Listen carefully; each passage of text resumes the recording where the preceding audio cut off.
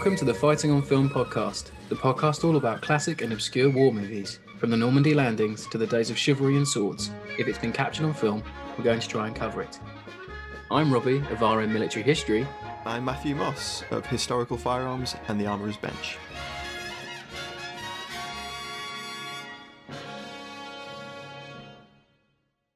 Hello, and thank you for joining us for another episode of Fighting on Film.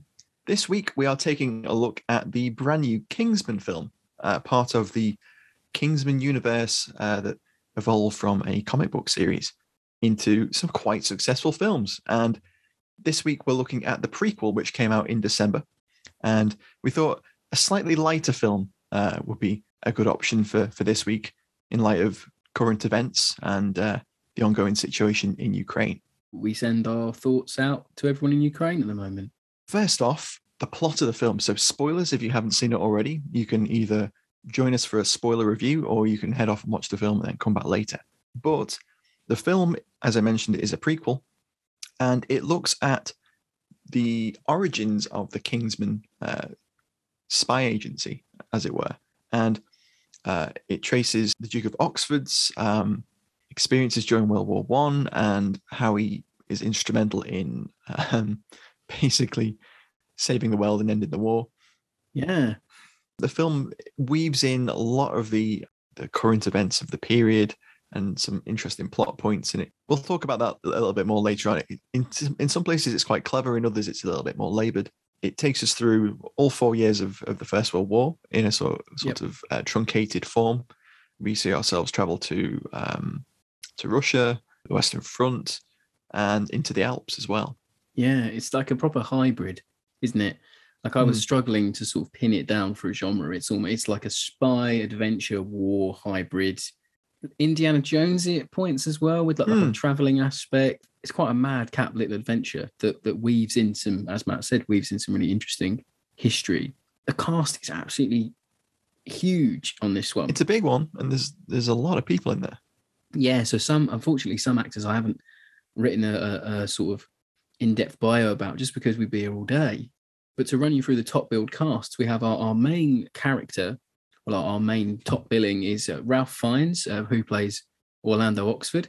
He's obviously perhaps best well known for playing Eamon Goethe in Schindler's List.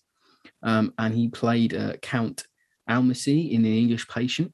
And he's also very well known for playing Voldemort in the Harry Potter franchise. He's one of those really quintessential British actors, and he's Q in the recent Daniel Craig Bond movies. Q in the recent Bond movies. Yeah, he seems to be everywhere. He's had a right career resurgence in the last 5 years or so, I think. And we have Harris Dickinson playing Conrad Oxford, his son, in the movie. He's actually set to play Dickie Attenborough in the upcoming Netflix film See How They Run. Oh, really? I haven't been able to find out whether the character is called Dickie Attenborough or whether he's actually playing Richard Attenborough himself. But it's a movie. Oh. It's going to be a movie about a failed movie. So perhaps it's very likely then, yeah. Yeah, it's like a crime caper. So perhaps he does play him. But he's one of his early roles. He's only had a few roles, this chap. He's quite new to the game. And one of his early roles was a short film called Battle Lines that was set in the First World War. So he has previous in the genre. Then we have Gemma Arterton. She plays Polly, who is right-hand woman. She's his nanny, isn't she? She's the nanny, but she's really head of the household type thing. Yeah, but she also ties it all together. She's like more than that. Yeah, she's sort of like a right-hand woman, shall we say, to Orlando Oxford. But she played the lead in the 2016 romantic war drama Their Finest with Bill Nighy and Sam Claflin. And I really like that movie. Have you seen that one, Matt? I've seen the trailer and I've seen a bit of it. It seems like a really interesting premise. Yeah, I think we'll have to do it on the show because it is about. I think it would fit us quite well from what I know about it. Yeah, the plot is them making like a Ministry of Information, Miss Grant goes to the door type film. So I really do think we'll have to cover it at some point. Moving on, we have Djimon Hounsou. I think I'm butchering that name, and he plays Shola. He's a Beninese actor, really well known these days for playing Korath in the Guardians of the Galaxy movies, Gladiator in 2001 as Juba, and he was Solomon Vandy in Blood Diamond. Really recognisable, mate. Really I love him in this. I don't think I've ever seen him in a film that I didn't enjoy him in. I think he's been really solid throughout. Yeah. He's always great. And then we have Tom Hollander playing a triple role. Now he's playing King George, Kaiser Wilhelm, and Tsar Nicholas all at the same time. He's a British actor. He played Colonel Heinz Brandt in Valkyrie in 2008. And he's well known in the UK for his TV work, which includes the sitcom Rev, which he won a BAFTA for. And he's playing Major Dolby in the upcoming Ipcress Files series. He is, yeah. Looking great, that one. This is a really long cast section this week. Then we have Rhys Ifans playing Grigory Rasputin. He's so good. Isn't he? Scene stealing. He's having so much fun with it in this film. It's such an Ifansy role. He really gets into the character and he plays him so well. You wouldn't know he was Welsh. You wouldn't even know it was Rhys Ifans, if I'm honest. No, it's true. He's that good. He's obviously a Welsh actor. He's known for playing Dr. Kirk Connors or Lizard in the Amazing Spider-Man films. And he was also Spike in Notting Hill. That's 2 roles for him. You might know him from. Then we have Matthew Goode, who plays Captain Morton. Spoiler alert, and he plays the Shepherd, the big bad evil enemy. The antagonist, yes. The main antagonist. He played Osmidas in The Watchmen, and he also played Hugh Alexander in The Imitation Game. And then we have Charles Dance, Lord Kitchener. He's obviously known for playing Twin Lannister in Game of Thrones, and he was also in The Imitation Game with Matthew Goode as Commander Denniston. He's been in so many things over the years. Yeah, so many things. Alien 3 was what I remember him from. The best Aliens film, said no one. Yeah, it's not brilliant, is it? But we have so many like smaller roles as well. We've got Joel Bassman as Gavrilo Princip. We've got Daniel Brühl playing Eric Janhausen. Alison Steadman turns up at one point playing. She does, as one of the for like 2 seconds. The ladies in waiting, it's playing mad. a maid. It's just there's so many. We'd be here all day, but that's your cast, and it is jam packed, and everyone is on their A game. There's no bad performances. No, it's really well acted throughout, I thought, and even those small roles, it's nice to see familiar faces. It's a lot like, in the 50s, you'd see a lot of familiar faces in British films over and over again doing similar or different roles, etc. And it's the same thing in this sort of film as well, I think. It's that ensemble, isn't it? And it works really well. So, Matt, I think you're doing production this week. That's right. Apparently, the film's grossed 125 million at the box office with a 100 million budget. And it was one of those slower films that got sort of stuck in that bubble of their release date being moved forward and forward and forward due to COVID. And then when it finally did release in December, did fairly well. And now it's streaming out on, I think, Disney Plus in the UK, might be elsewhere around the world. And as I said in the introduction, it's based on the Secret Service comic book series by Mark Millar and David Gibbons, which the original 2 Kingsman films with Colin Firth were adapted from. It's within that same cinematic universe that Matthew Vaughn created with those first 2 films, but it's a prequel. It was written by Vaughn and Carl Gudjicek, who wrote the script, and it was filmed predominantly in England and in Italy. A lot of the interior stuff was done at Longcross Studios in Surrey, and then there was a slew of location filming done across Italy. It was distributed by 20th Century Fox, as I mentioned, directed by Vaughn. Cinematography was by Ben Davis, although he wasn't available for some of the reshoots, so there was a few production changes made there. The armourers were Bapti, so you're getting a good arms film when it comes. It's a seal of quality these days, isn't it? Yeah. And we've got a jam-packed alley tally to talk about later on. Isn't it just? Fiennes was an executive producer, and the music was by Matthew Mogerson and Dominic Lewis. And there's some really interesting inclusions, some orchestral music, some classical music, nods back to the earlier Kingsman films that are slotted in quite nicely. It's got a very Bondy type soundtrack, isn't it, as well? In places. Yeah, there's like a classic Bond sort of soft orchestral motifs in there, isn't there, at times? Very. Then in terms of military advisors, we've got Andrew Robert Shaw, who has worked on a number of things, including 1917, most recently, perhaps. Yeah, we're working on getting him on, aren't we, Andy? We're in email with him. Yeah, we are. Freddie Kemp was the other military advisor. It looks like he did some of the drill work. This is actually his first major movie credit, but he has done some work on the Netflix series Sex Education. Okay. One of the students in that was sent off to a military boarding school, and there was some marching scenes. So I assume that Freddie was involved in those. Okay. Costumes were by Alex Fordham, who'd worked on Foyle's War, Game of Thrones, and The Crown. Some interesting choices. Generally quite good, actually, I thought. We'll talk more about the uniforms later.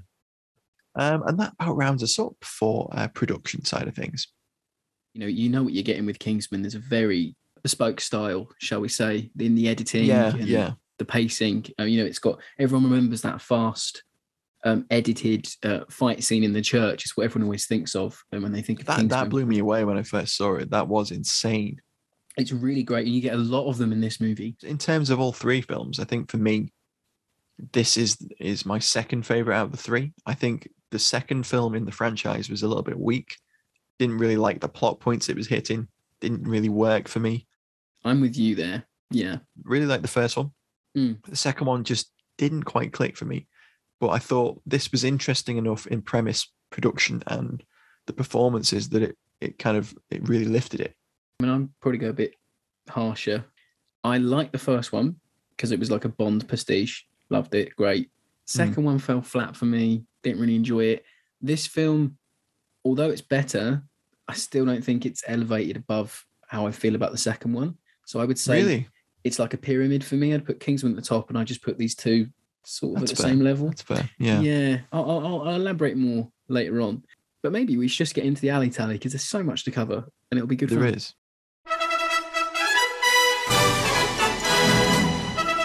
It's time for Alley Tally on Fighting on Film.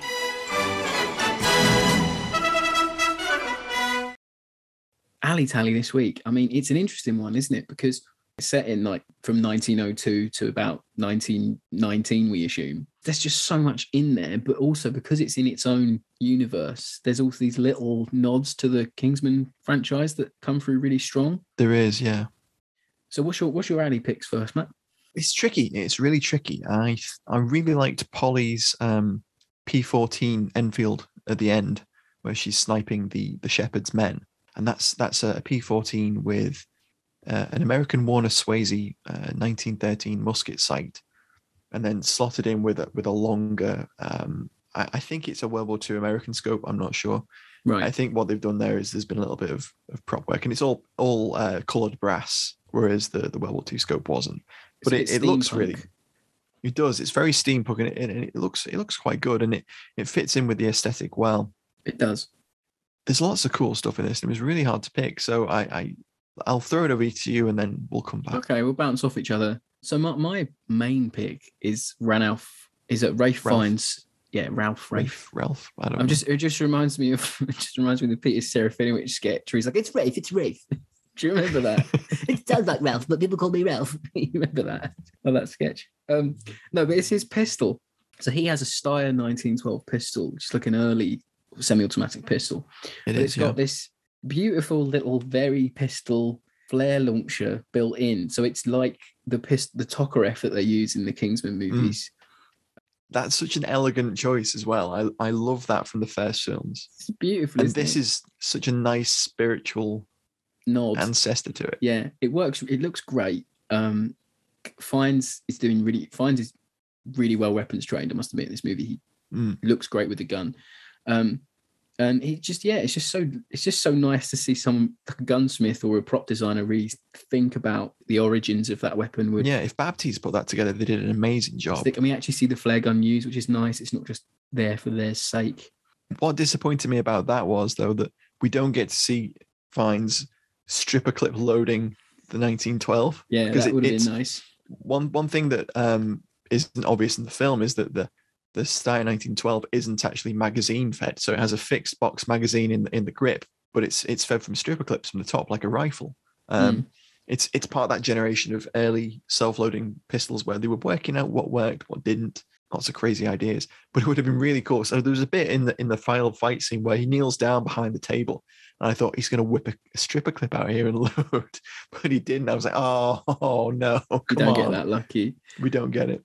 But there's some other great little pistols in this movie that you rarely see. So there's a Webley & Scott Mark I semi-automatic pistol.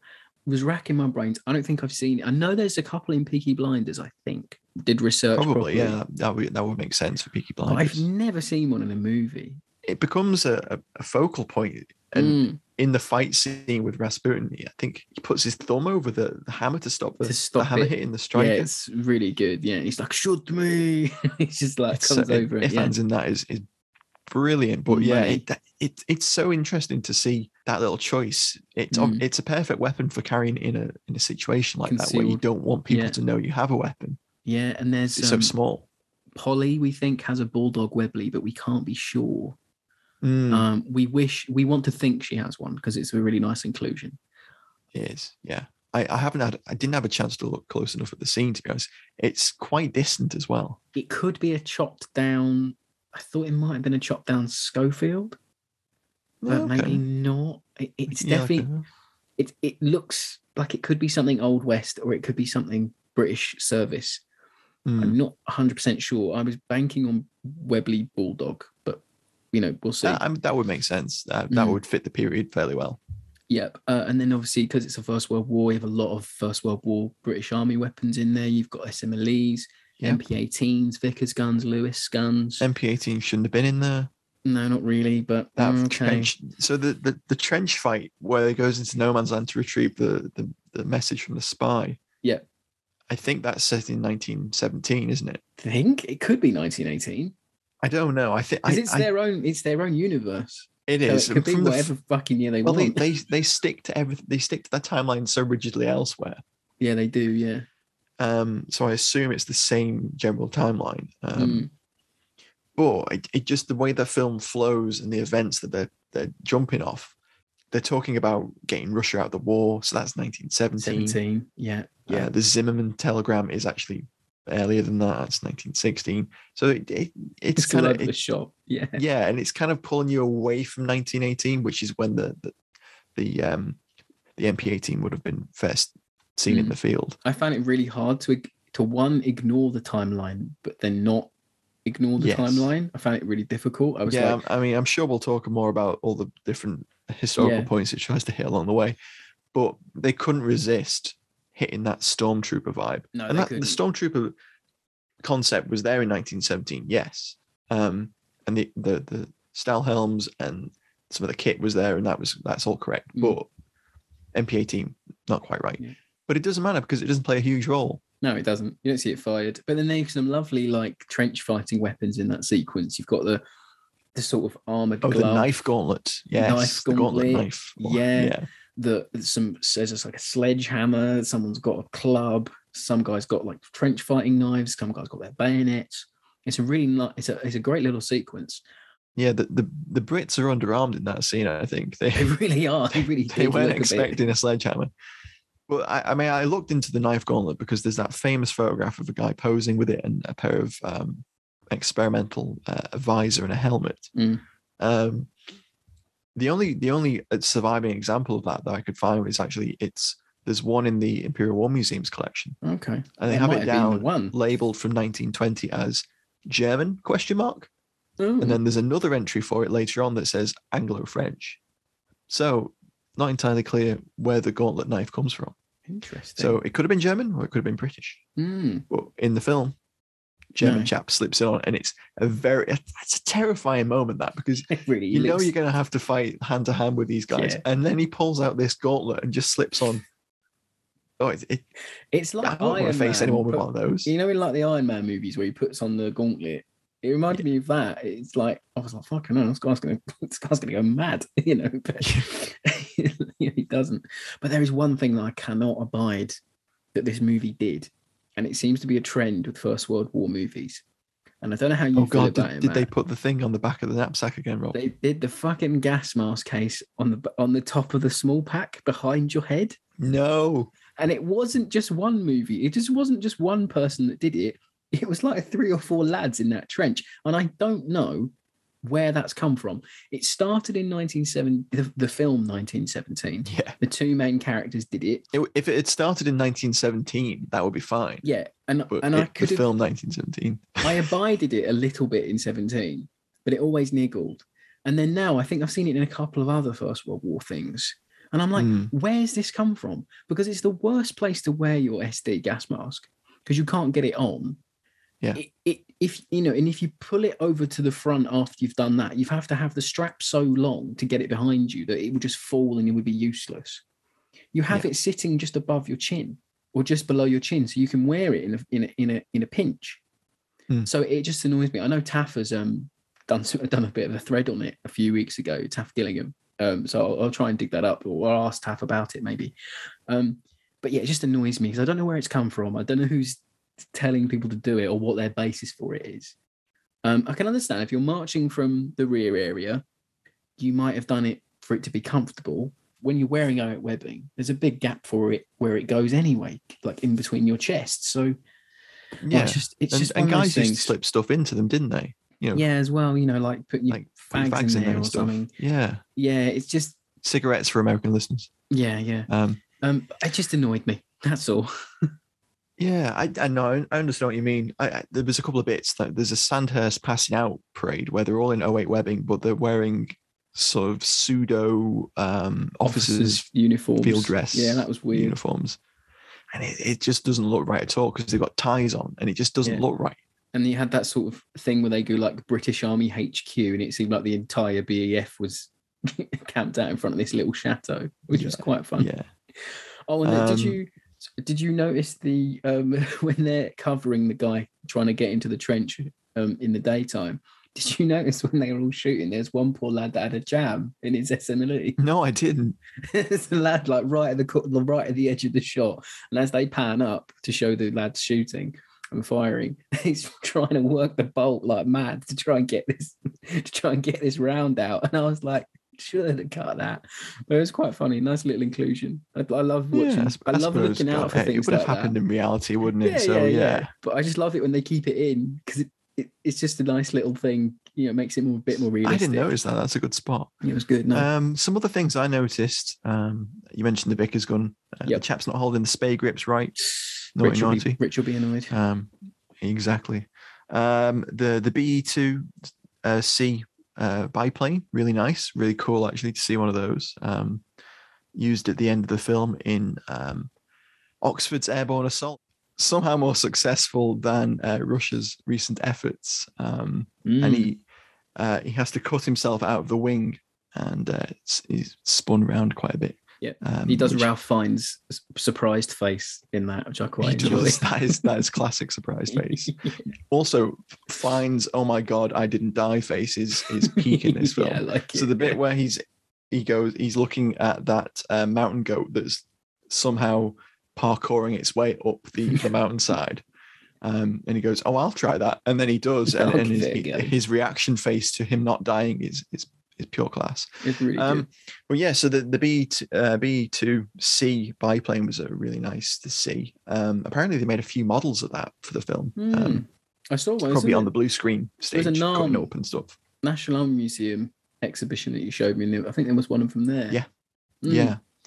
And then I think one of the things I really liked was that they got Princip's FN model 1910. Yeah, that was nice to see. Yeah. And I really liked, I know we're digressing a little bit, but it is within the realms of the alley tally. I really liked the fact that they showed him throwing the bomb, but it didn't work. Yes. And Oxford then, bats out, or isn't it Harry? Yeah, Harry young bats Oxford Junior bats it off with a umbrella.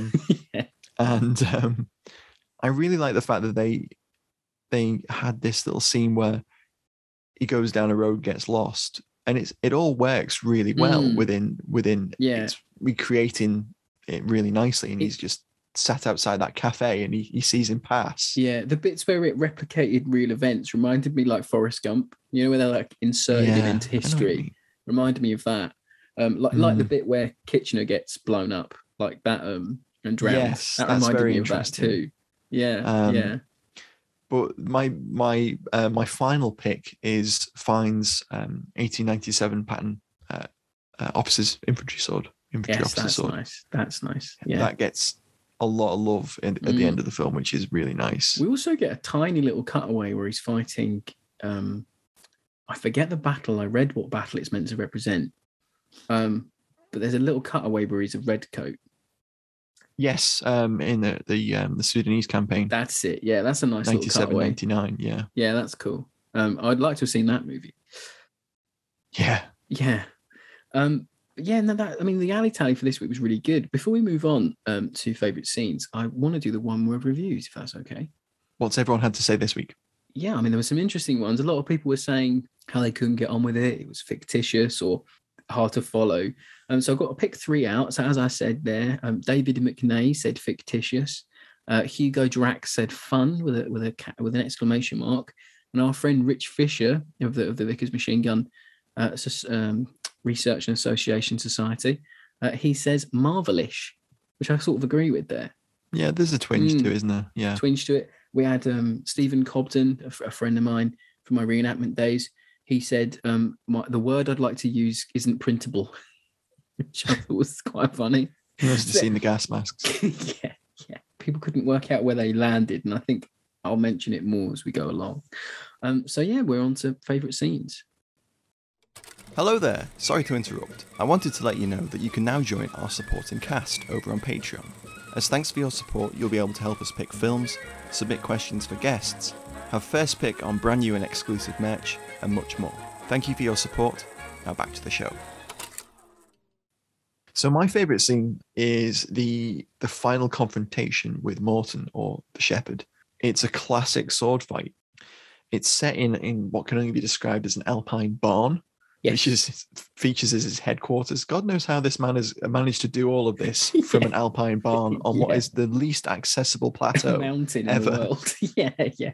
But yeah, so there's a brilliant bit of a sword fight, and Morton's prowess with the sword is sort of established with a fencing lesson that he has with someone. There's a bit of sparring, which concludes with him shooting the chap with a built-in pistol, which is in his sword, which is quite cool. Definitely historical precedence for that. Okay. But I really liked it because it was a little bit of a hark back to swashbucklers of old. And I thought that was really fun. And there was a new twist on it. We get some, what you could, I suppose, call sword eye view. Like they've strapped a GoPro to the swords. That was nice. That was nice. Which I really liked. I mean, it's a gimmick and a little bit, but I actually quite liked it. I thought it worked quite well because they didn't overuse it. There's some really good cinematography in this throughout, actually. There's some interesting cinematography and editing choices. But I hear dissent in your so we'll come back to that. I'll explain. All right. But I like that whole scene. So it begins with the confrontation. The assault on the mountain's good fun. Yes, it is. It begins with Oxford Fiennes cutting himself free from his biplane's wing, which he's somehow managed to fall through. It all goes to shit, doesn't it, for him? It does. It does. And then he parachutes down, but he misses the mountain, and he has to parkour like the mountain goats, up the sheer cliff, and then he has a face-off with a rather large chap who is the lift operator. Throws all his knives at him, runs him through with his sword. Yeah. It's that like unkillable giant man trope that we get in some movies. It's exactly that. And then Polly's dropping chaps with her sniper scoped aimbot P14. Polly. She's absolutely like pinpoint. Yeah. I know. Weird though, like she's in a cheese shed and she gets absolutely covered in cheese. I'm like, it's funny. Why are you doing this to this really cool character? Like at the end of the film, like she's on the phone to him, like, I've got the tape, which is bit of context. That tape is like fucking like what? Yeah. Yes, we'll come back to that in a moment. But a bit of context is it has Martha Hari doing sex acts to President Wilson. President Wilson, yes. It's bizarre. And she's on the phone. She's absolutely covered in cheese. Like it's just very odd. There's a lot of odd things in this film, which I suppose are supposed to be funny, but I just what? Because I didn't know what that was. I didn't realize that she was in a shed full of cheese until the second time I watched the film. Cream or like milk or something. Yeah. I was like, is she in a bar? Like, is it meant to be like a shepherd's barn full of milk or something? I was just like, what? So that coincides with Ashola making his way to the lift, and he rather spectacularly kills a number of chaps. He does. Is saved by Polly from a Vickers machine gunning. Could have been absolutely riddled, but wasn't. And then he shoots up the mountain on the lift.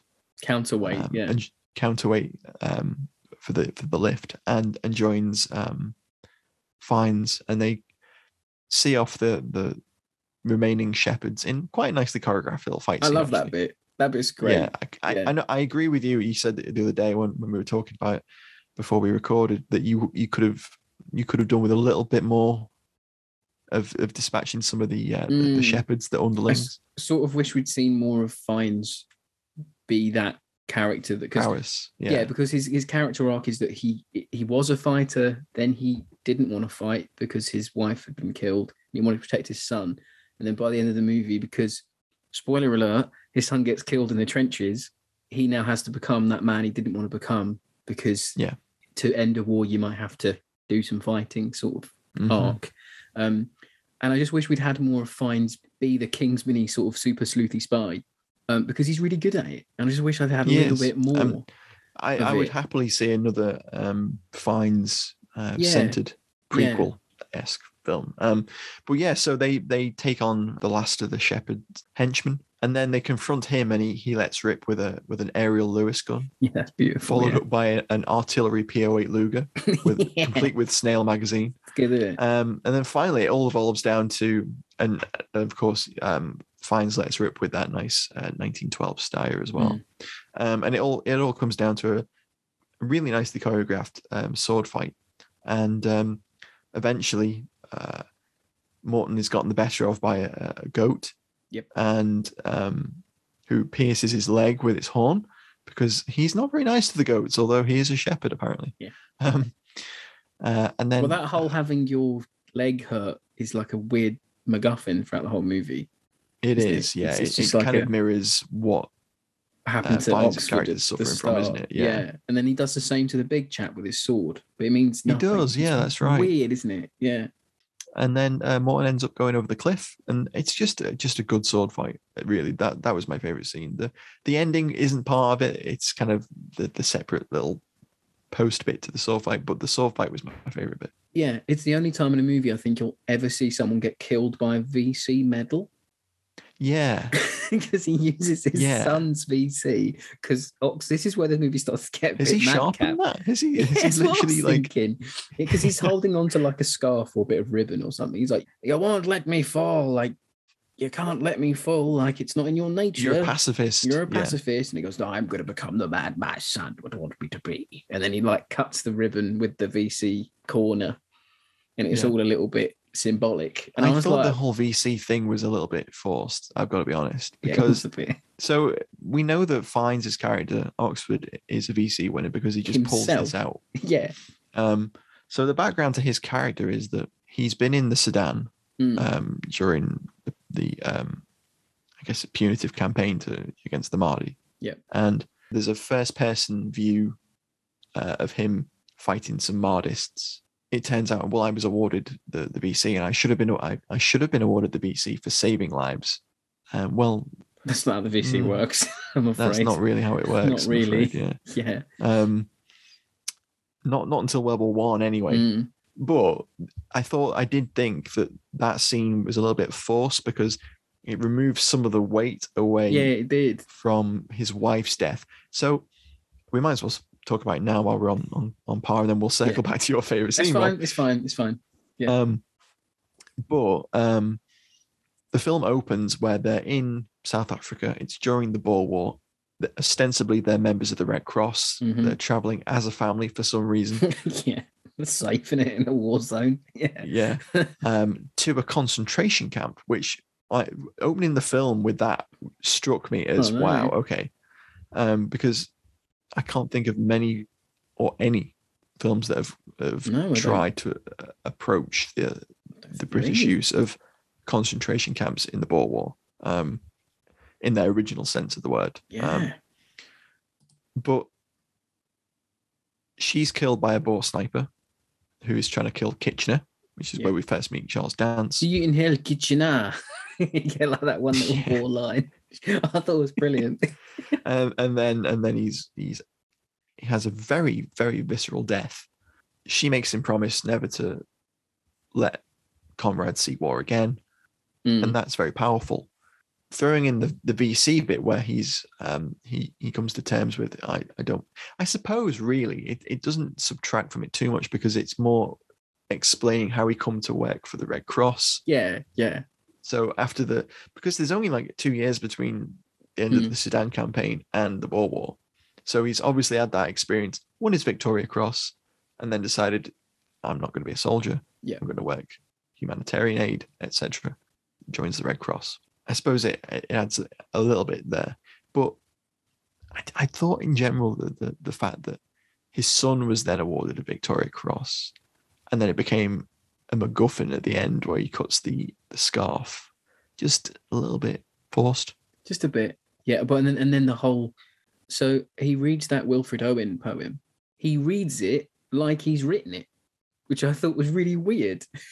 Yes, that is a bit weird, yeah. It surely you could just be like, and as the great said, I'd just be like, okay, I just thought that was a bit forced as well. It was like that war movie trope of World War One, so we've got to have poems. Well, let's talk about your favourite scene, and then we'll come back to some of these elements. We'll wrap it up in our final thoughts. It'll make sense. So my favourite scene is one of the Kingsman-y elements of the movie that I enjoyed, because obviously, as we mentioned earlier, people know that church fight from the first movie of Colin Firth, and that blew my mind when I first saw that. That fast edit, zoom in, beautiful choreographed fight sequence is what the movies are known for. And there's a fight with Rasputin, which I never thought I'd say the sentence, or thought I'd even see Ralph Fiennes fighting Gregory Rasputin.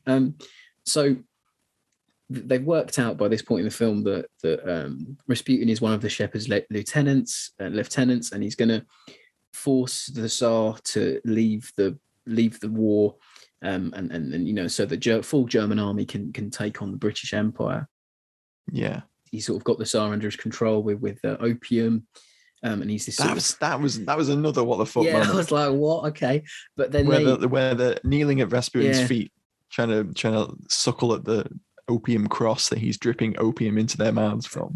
And then Rasputin's sort of presented as this, he's either a vampire, he's either a sex maniac, or he's all three, or he's a nutter. I mean, to be fair, that fits in with the representations of Rasputin over the years, doesn't it? And there's this great, really weird scene but that sort of leads up to the fight where they know if they take out Rasputin, then they can, convince the Tsar to stay in the war.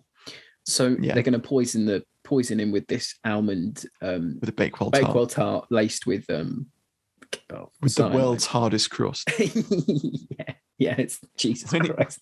When he breaks that cake, it sounds like he's breaking a piece of plywood. Yeah, it does. Yeah. So, but first of all, Fiennes has got this wounded leg, and Rasputin's like, "Oh, I'll fix your leg for you. Come see me later." From the sniper scene earlier during the Boer War, he's shot in the leg. That's part of that scene. It's really weird. It's really hard to explain. Oh my god! I mean, well, it's all set up. Whereas, he loves almonds. Yeah.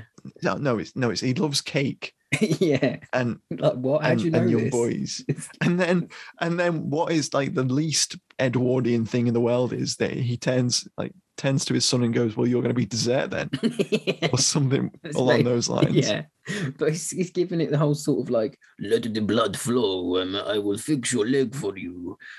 Oh, it's so homoerotic. It's insane. I think it's meant to be, isn't it? And it is. You've got Ralph Fiennes moaning and stuff. It's very funny. It's very funnily written. It's very wow. Yeah. And then you get Rhys Ifans sort of does his thing where he's talking in tongues. He's giving it the whole sort of trying to fix the wound, but he does fix the wound. So you're like, he does, who the fuck is this bloke? He can just do random shit. That's one of the things that he was said to have been capable of. He was supposed to be very mystic in those respects. But why would you, if you suspected that he was trying to kill you with a cyanide-laden Bakewell tart, would you then carry on healing his leg? I think he's just trying to prove his power, isn't he? Before projectile vomiting. Yeah, it's sorry, your British cooking did not agree with me. It's very funny. Rhys Ifans is stealing the scene. He's fantastic. Yes. Really, really great. So to cut a long story short, they have this beautifully choreographed fight scene where Rasputin is doing like Gregorian dancing, Russian dancing, but fighting ballet like fighting, and they're trying to fight him off. And it reminds me of that church sequence. And in the end, Polly shoots Rasputin in the head, like she did earlier in the movie, where she's like, "Oh, people fight with bullets now. They don't fight with swords." Yeah, she's got really, she's doing an accent, but she just speaks in like one-liners a little bit for me. Yeah, which is a shame. She's not the most evolved character. She does have some good scenes with Fiennes when Conrad's died. She's brilliant in it, but she's not used enough for me. But then hopefully I think maybe we get another film where these characters will get used more. But no, certainly set up that way at the end. I would watch the movie just for that Rasputin sequence, but then after that I felt the film sort of dragged a bit. So I think we should probably talk about our final thoughts and how we felt about the movie as a whole.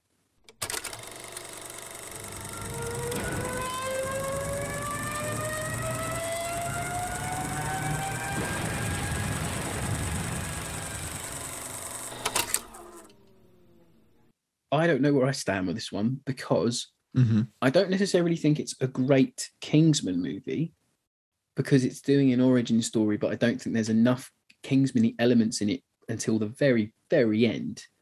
Well, they have the shop, don't they, at the beginning? Yeah. But it's just a shop at this point. It's just a tailor, you know. They have the shop, and then they introduce the network of staff, servants and staff that gather information throughout the film, which is a clever idea. I really like that. Yeah. Kind of at odds with the whole Kingsman side of things, I thought. It's like it's what it like grew out of, I guess. Yeah, completely understandable. And it works really well because it's a great idea, a great concept. And it's easily something you could retcon into other films. From that, it's all the historical stuff thrown in. It's a really interesting take on was an evil, like Illuminati-esque type group, behind all of these actions that caused the war. Oh no, it's this Scottish nationalist who wants to punish England. And I was like, oh, is it now? I was like, okay, movie, I'll stick with you for this. But then by the time you've got to all that, so much has happened that the reveal of the shepherd being Captain Morton is just lackluster. He's aide-de-camp to Kitchener, right? Yeah. How, for the first 3 years of the war, was he popping back from Britain to the Alpine shed? Kitchener, I've just got to pop out for milk again. It's just like, could you possibly sign this 18-day chit for me, Lord Kitchener? I need to pop back to the mainland of Europe and plot how I'm going to prolong the war. I'd like a 48-hour pass again, please. It's just like, okay. Charles dances. They're like, you had a 48-hour pass yesterday. What are you doing with these 48 passes? I've not seen you for months. Where have you been? Do you do any work? Yeah. But the thing is, issue is for me that with that whole thing, I think it dragged the movie down a little bit for me.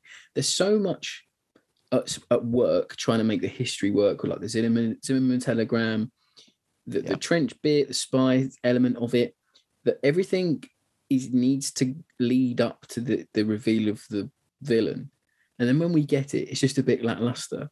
Because I thought it was going to be like David Tennant or someone. Like yes, I thought it was going to be someone we hadn't seen. Or like set up rather than it be Morton. Yeah. I think it became obvious to me that it was going to be Morton on board HMS Hampshire, where he brings in the dispatch box. Oh yeah. I don't know whether generals have like 10 Downing Street red dispatch boxes, I'll be honest. Anyway, Kingsman, so he brings in the dispatch box. Yeah. And I thought, oh, it's going to be a bomb. Morton's the baddie, or he's a henchman, and that's going to be the bomb. And it didn't strike a mine, wasn't torpedoed. It was a bomb.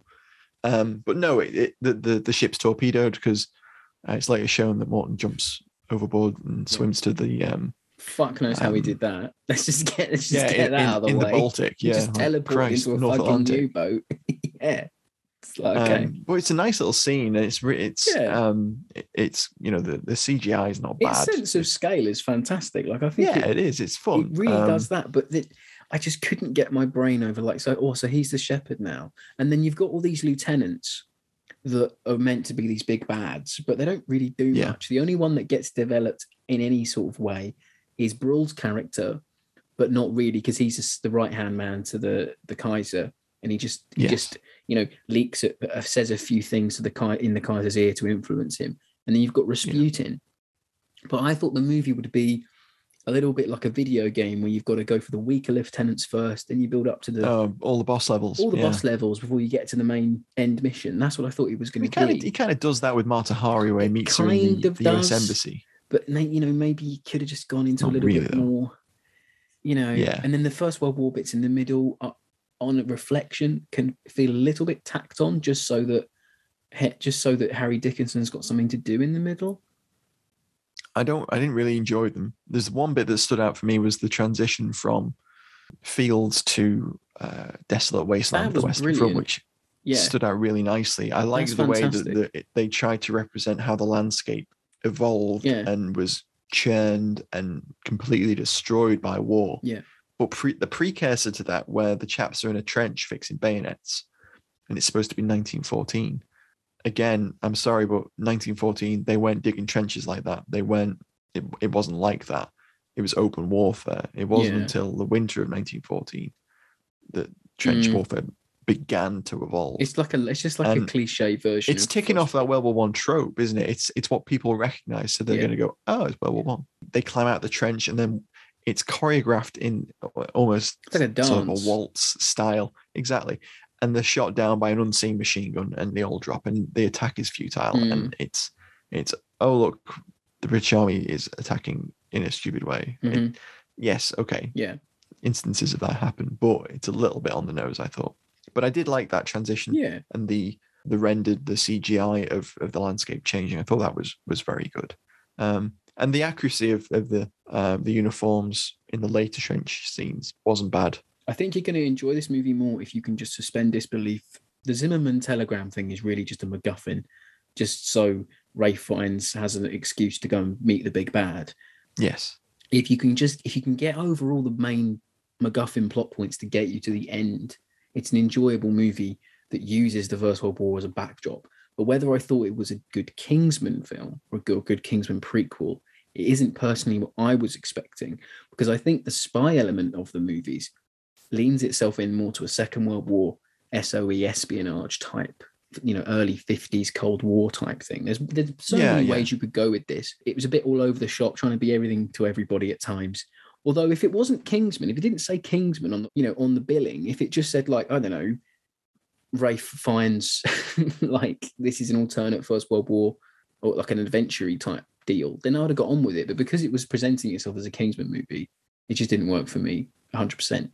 I guess I'm not that invested in the franchise as a whole. I enjoy them, but I'm not an expert in it. I haven't watched them a dozen times. I was just looking forward to seeing where they went, because I like Taron Egerton. Yeah. I like the concept. I think there's a lot of longevity in it if they get it right. Well, it's a universe that could absolutely grow. I just think, some of it was a little bit tacked on. President Wilson being seduced line was a it came out of nowhere. What the fuck moment. Yeah. And even at the end, they get like a sly dig in at the Treaty of Versailles, where Fiennes says, I think it's going to cause more problems than it solves. Too loose. It's not going to solve anything. I'm like, you wouldn't have any fucking idea. Yeah, hindsight being forced in there a little bit, perhaps. I mean, there were people at the time that said it was too much, but... And then they're saying like it's a non-government thing with the kings in the room, which I thought was quite funny. That was so weird. Like in the first two films, it's set up as, we're an independent body away from world leaders. We act independently for the greater good. Yeah. And then fucking King George is sat there. He's getting a little Arthurian name tag and stuff. It's bizarre. Very weird ending. Don't think about it too hard. It does work, but the more you sort of think about it, I just thought it was just a bit very 6 out of 10, very mid. Okay, that's fair. I thought there was some interesting aspects to it. So I thought, this isn't a positive or a negative, it's just an observation, but I thought it was really interesting that there was quite a lot of commentary on Empire in there. Yeah, there was a bit. Yeah. So it opens, as we mentioned, with that scene in the concentration camp, and there's a rumination of whether Empire is a force for good or not, which in this movie's opinion, it's clearly not, because Fiennes has a monologue where he says, our ancestors were terrible people, robbed, pillaged, while calling themselves noblemen. And then it shoehorns in a reference to Oxford's not brogues. from the earlier films, and he says, "We're Oxfords, not rogues." Yeah. And yeah. there's a lot in the film where, especially in that little flashback to the Sudanese campaign, where he talks about, "I realized I was an instrument of empire, and I was killing these men who were just trying to protect their homeland." Well, it's this revisionist way of looking at empire now that it's quite, which is just a thing now, isn't it? It's not. I'm not trying to say it's positive, that is the negative. understanding of empire. Yeah, of course. As you say, the historiography around empire has evolved, and we've looked at it from a wider view, the post-colonial context. But I just thought it was interesting that they decided to include so much of that in there, right down to Morton's Scottish independence vibe. And he rails against Tom Hollander's King George character. He's like, and I especially hate him because of what he represents that the English monarchy's done to my homeland. And for his motivations to be what they are, but not having present anything higher, and then for at the end, this is the real big spoiler. So Brühl, it's assumed that Brühl takes over the shepherd role, and I assume the shepherd are going to be the post-credit scene is quite something. But I assume they're setting up shepherd to be like Spectre within the Bond universe. I think so. Like, yeah, if they do any more, shepherd will be like the new big bads. So Brühl's like saying to Lenin at this point, who's been brought in as Lenin assassin. just comes in from stage right and is like, "Oh, hello." He's like, "Oh, meet my new assassin. Meet this person who's going to come and like, oh god, and it's the same person who we've just seen kill the SARS family with a fully automatic Brühl Mauser. Yeah, a Snellfer. Yeah, and it's Adolf Hitler.